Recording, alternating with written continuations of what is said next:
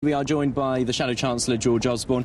George Osborne, we've heard all week about the tough choices. Today we heard the view from the summit. Do you think the voters will share that view? Yes, I think they will. I mean, what we heard today from David Cameron is all about his beliefs, the values he will bring to the job.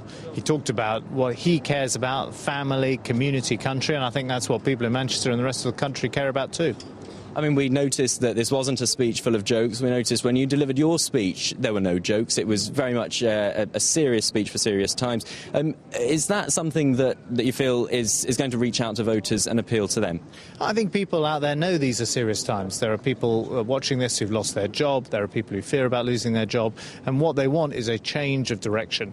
And that's what we offer this week, and I think Manchester has been a great venue to do it because we've been able to speak to the whole country from here, and I think when people look at David Cameron's speech and what we've been saying here, they will see now there's a clear alternative government in Britain. It is the first time the Conservatives have held their annual conference here in Manchester. Just how crucial do you think Manchester will be at the next general election, and what do you rate your party's chances of really making inroads here?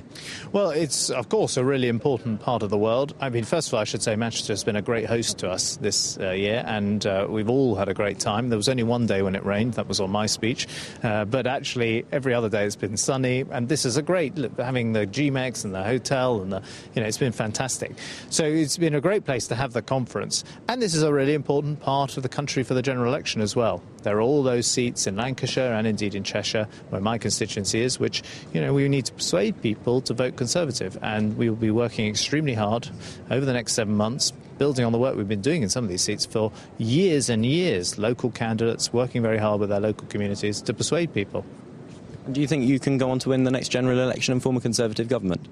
Well, I hope when people are confronted with the choice, 5 more years of Gordon Brown or the complete change that the country needs and the kind of values and beliefs that you saw from David Cameron's day, I think people will vote Conservative. But we don't take anything for granted. We've got to work extremely hard now. We've done our pre-election conference. Now it is the long, hard slog to the general election.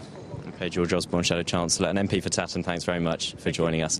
We're here down at Manchester Central for the rest of the programme.